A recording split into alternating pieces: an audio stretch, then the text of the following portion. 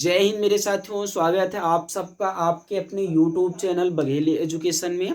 मेरे साथी मैं आ गया फिर से एक और नई वीडियो में। और आज की इस वीडियो में मेरे साथी हम लोग रासायनिक समीकरण पढ़ेंगे।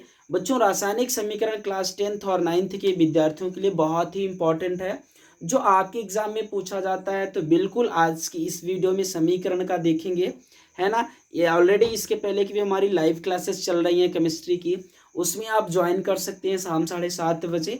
वहाँ से भी आप केमिस्ट्री में बहुत कुछ सीख सकते हैं। तो मेरे साथ ही इस वीडियो में चलिए हम लोग आज देखते हैं केमिस्ट्री का, यानी कि साइंस का, जो क्लास 9th और 10th का है, रासायनिक समीकरण।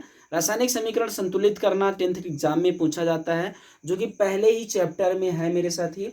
तो यहाँ पर हम लोग देखेंगे क्लास 10th चैप्टर 1 से आने वाला इंपॉर्टेंट क्वेश्चन, प्रश्न क्रमांक 8। ये हमारा प्रश्न क्रमांक 8 है, ठीक है सर। 9 है, सॉरी 9 है। 8 तक का हमने वीडियो बना दिया हूँ, आप देख सकते हैं हमारे प्लेलिस्ट में जाकर के, डिस्क्रिप्शन में लिंक है। तो चलिए मैं स्टार्ट करता हूँ मेरे साथ ही समीकरण को संतुलित करना। देख लीजिए, सबसे पहले मैं आपको बता दूं कि समीकरण होता क्या है। देखिए मेरे साथ ही, रासायनिक समीकरण होता है कि किसी भी अभिक्रिया को, यानी किसी भी रासायनिक अभिक्रिया को सूत्रों या संकेतों के द्वारा व्यक्त करना ही रासायनिक समीकरण कहलाता है, ठीक है मेरे साथी। अब रासायनिक समीकरण को संतुलित कैसे किया जाता है, रासायनिक समीकरण की डिफिनेशन समझ में आ गई। ऐसी रासायनिक अभिक्रिया जिसे सूत्रों या संकेतों के द्वारा व्यक्त किया जाता है, उसे हम रासायनिक समीकरण कहते हैं मेरे साथी। अब बात आती है हमारी रासायनिक समीकरण को संतुलित करना। तो रासायनिक समीकरण को संतुलित करने से पहले आप लोग कमेंट बॉक्स में बालाजी महाराज जय श्री राम जरूर लिख दें, जिससे कि आगे का आपको टॉपिक बहुत ही अच्छे से समझ में आ जाए श्री राम के आशीर्वाद से। तो चलिए मेरे साथी, हम आपको बताते हैं रासायनिक समीकरण संतुलित कैसे किया जाता है। आप लोग कभी बनिए की दुकान में गए हैं क्या, बताइएगा। आप लोग कभी बनिया की दुकान में गए हैं क्या? अक्सर आप बनिया की दुकान में जाएंगे तो वहाँ पे देखोगे तो एक तराजू होता है। क्या होता है मेरे साथी? तराजू होता है। जिस तराजू में कहा क्या जाता है, उस तराजू में कुछ नहीं मेरे साथी होता है। अगर आप गए हैं 1 kg शक्कर लेने, यानी 1 kg शुगर लेने, आप जाते हो, कहते हो भैया मुझे 1 किलो शक्कर दे दो। तो बनिए की दुकान में, यानी बनिए ने क्या बोलता है कि बच्चा मैं शक्कर तो आपको दे दूंगा, बिल्कुल आप थोड़े से 2 मिनट रुकिए। उसने क्या करता है कि 1 kg का वाट उठाता है और पलरे की एक साइड रखता है, और एक पॉलीथीन में शुगर निकालता है, यानी शक्कर निकालता है, उसे पलरे की एक साइड रखता है। मेरे साथी, आप शक्कर कब तक नहीं लोगे? जब तक कि पलरा, कांटे वाला वाट वाला पलरा नीचे रहेगा और शक्कर वाला पलरा ऊपर रहेगा, तब तक आप नहीं लोगे, है ना। और बनिया देना तो चाहेगा लेकिन आप नहीं लोगे। अब मेरे साथी, शक्कर वाला पलरा नीचे हो गया और वाट वाला पलरा ऊपर हो गया। अब आप लेना चाहोगे लेकिन बनिया नहीं देगा, ठीक है। तो मेरे साथ ही समझ में आ रहा है, यानी पलरा शक्कर वाला ज्यादा हो गया, यानी शक्कर ज्यादा हो गया। तो जब ज्यादा हो गया तो बनिया नहीं देगा, और जब कम था यानी शक्कर ऊपर था और पलरा नीचे था, तो आप नहीं लोगे क्योंकि शक्कर कम है। मेरे साथ ही, आप शक्कर तभी लोगे और उस दुकानदार ने शक्कर तभी आपको देगा जबकि दोनों पलरे बराबर होगा। दोनों पलरे क्या होगा मेरे साथी? बराबर होगा। सेम उसी प्रकार से रासायनिक समीकरण को संतुलित किया जाता है। दो पलरा होता है, एक साइड का एक पलरा और एक साइड का एक पलरा। जब तक कि दोनों पलरे बराबर नहीं होते तब तक कि हमारा समीकरण संतुलित नहीं होता है मेरे साथी, बैलेंस नहीं होता है। तो समीकरण को बैलेंस करने के लिए दोनों पलरे बराबर चाहिए होता है। तो चलिए मेरे साथी, हम आपको कुछ 4 समीकरण दिए हैं जो क्लास 10th की इंपॉर्टेंट क्वेश्चन में से ही है। इसमें क्वेश्चंस भी दिया गया है आपके बुक में, आप देख सकते हैं। तो चलिए, मैंने वही आपके बुक का चारों क्वेश्चन उठाए, इसे संतुलित करके देखते हैं। तो मेरे साथी, आप देखेंगे कि सबसे पहले हमारा आता है HNO3 प्लस CaOH का whole thrice equal to CaNO3 whole thrice 2 plus H2O। मेरे साथी, समीकरण को संतुलित करने का एक बहुत ही आसान हम आपको तरीका बताते हैं मेरे साथी। आप सबसे पहले इस समीकरण के तत्व को पहचान लीजिए, इसमें कौन सा तत्व है, कौन सा तत्व हमारे लिए जरूरी है, कौन सा तत्व हमें पढ़ना चाहिए, कौन कौन से तत्व इस समीकरण में जुड़े हुए हैं। तो सबसे पहले इसमें मेरे साथी हाइड्रोजन है। कौन है? तो आप कहेंगे सर हाइड्रोजन है, आप हाइड्रोजन लिख लिए। इसके बाद है मेरे साथी एन, यानी नाइट्रोजन है। फिर है मेरे साथी NO है, ऑक्सीजन है, ठीक है लोग। हमने इतना सब कुछ लिख डाला कि कौन कितना है, ठीक है। फिर है मेरे साथी Ca है, क्या है सर? Ca है। फिर है मेरे साथी O है, क्या है? O है। इसके बाद आता है सर H। इतना है मेरे पास समीकरण, ठीक है, यानी इतने हमारे पास तत्व हैं। सबसे पहले H हमारा सेम है। आप काउंट कर लो कि कितने H हैं। एक हमारा ये पहला H हुआ, बच्चों ध्यान से समझना, ए हमारा पहला एच है और ए हमारा 2 एच है, यानी कोष्टक के बाद लगा हुआ, यानी एच भी 2 है और ओ भी 2 है, तो 2 एच है 1 एच है, मेरे साथ ही हमारे पास 3 एच हो गए। एच कितने हो गए बबुआ? 3 एच हो गए, ठीक है। फिर आता है एन। एन हमारे पास बेटा 1 है, देख लीजिए क्या इस साइड एक ही एन है ना? बिल्कुल बच्चों एक ही एन है। ओ कितना है बेटा? ओ 2 ओ ए हो गया, 3 ए ओ ए हो गया, यानी 5 ओ है बेटा। कितने ओ है सर? 5 ओ है। सी ए बेटा कितने हैं? 1 सी है सर। कितने सी ए है? 1 सी है। ओके बेटा, ये वाला वो भी हमारा इसी में आ गया। इस साइड हम लोग देखते हैं कि इस साइड कौन कितना है। सी ए सबसे पहले बेटा एच है। एच कितना हुआ? 2 एच है। कितने एच है बेटा? 2 एच है, हमने लिख लिया 2। फिर बेटा कौन आता है? एन। एन कितना है बच्चों? इधर एन भी 2 है। कितने एन है भाई? 2 एन है।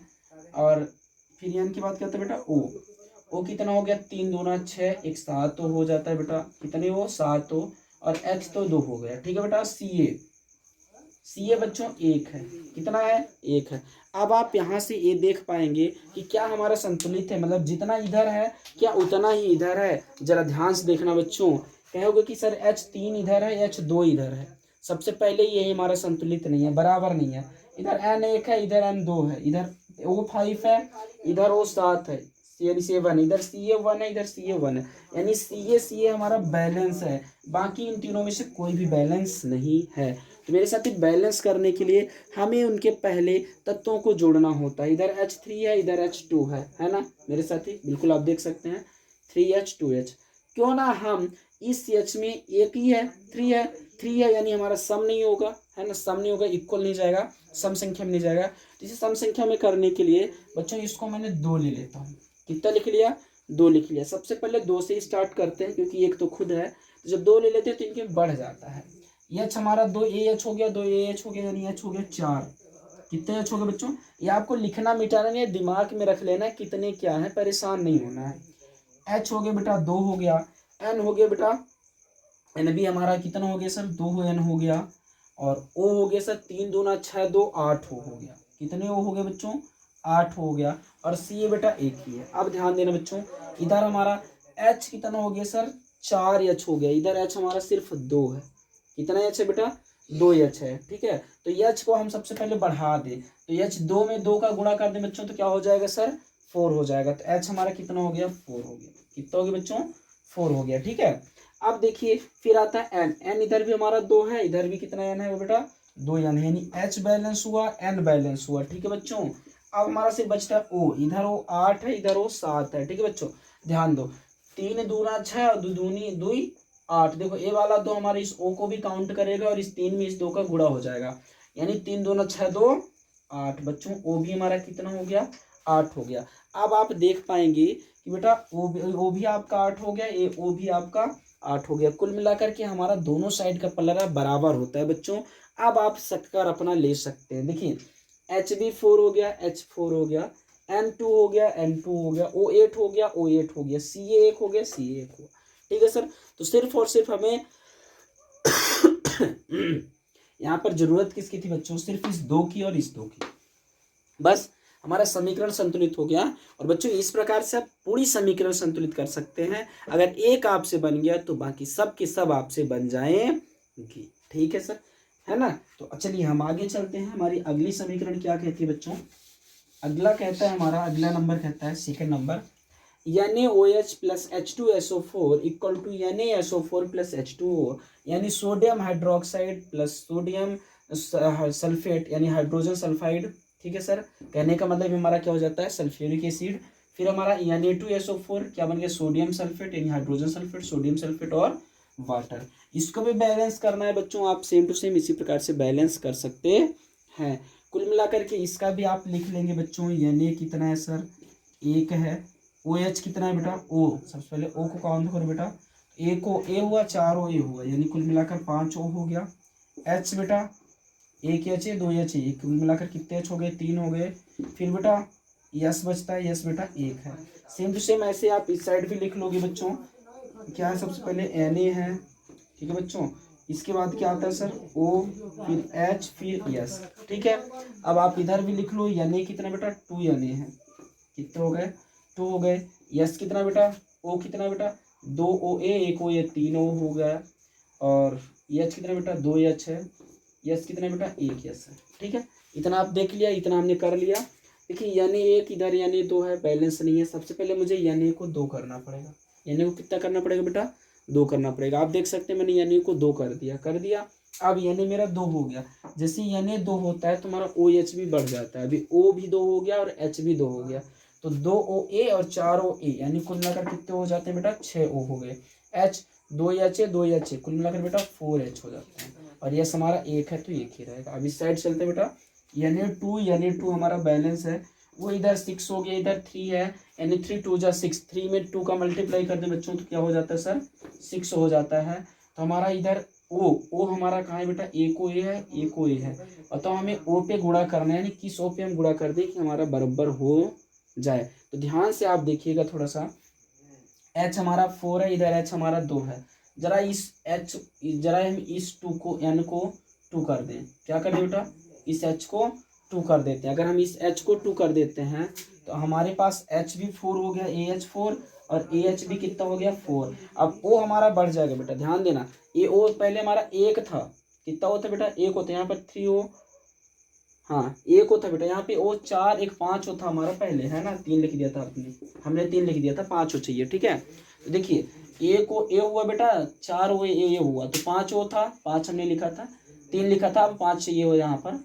अब देखो बेटा 4 ओ ए हुआ, 2 लगा दिए तो ए 2 हो गया, तो 4 2 कितना हो जाता है बेटा, 6 हो गया। यानी ओ भी हमारा क्या हो गया सर, 6 हो गया। बैलेंस हुआ ना 2 6 1 2 6 4 1। ठीक है बच्चों, तो बिल्कुल आप लोगों को आई होप समीकरण समझ में आ गया कैसे संतुलित किया जाता है। बाकी मैंने 2 समीकरण दिया हूँ, इसमें से बच्चों ये वाला समीकरण संतुलित ऑलरेडी है, इसमें छेड़खानी नहीं करनी। इस वाले समीकरण को आप संतुलित करके हमें कमेंट बॉक्स में बताना बच्चों कि क्या क्या है। बस आज के लिए इतना ही, और एक आध दो ठो में और आपको छोटी समीकरण देता हूँ, है ना, उन्हें भी बैलेंस करके आप लोग हमें बताना कि सर ऐसे बैलेंस होता है, इस प्रकार से बैलेंस होता है, ताकि मुझे भी पता चल सके। देख लीजिए बच्चों, मैं दे रहा हूँ एक H2 + Cl2 दे रहा हूँ, है ना, इक्वल टू क्या बनेगा आप वो भी बना करके बैलेंस करना। लिख देता हूँ बेटा H2 + I2 देता हूँ, है ना, इधर भी बैलेंस कर देना बच्चों। 2 मैंने SW में और दे रहा हूँ, एक चलो दे देता हूँ बेटा C + O2 इक्वल टू क्या बनता है बच्चों, है ना। ये सब आपको कर लेना है HW में, ठीक है। और बाकी का फिर आज के लिए इतना ही बच्चों, रासायनिक समीकरण संतुलित करना हो गया है। इससे भी अधिक ज़्यादा सीखने के लिए आप लाइव क्लास ज्वाइन कर सकते हैं। हमारी लाइव क्लास चलती है बच्चों 7:30 बजे, शाम 7:30 बजे। तो चलिए बच्चों, फिर मिलता हूँ आप सबसे एक और नई वीडियो में। तब तक के लिए जय हिंद, वंदे मातरम।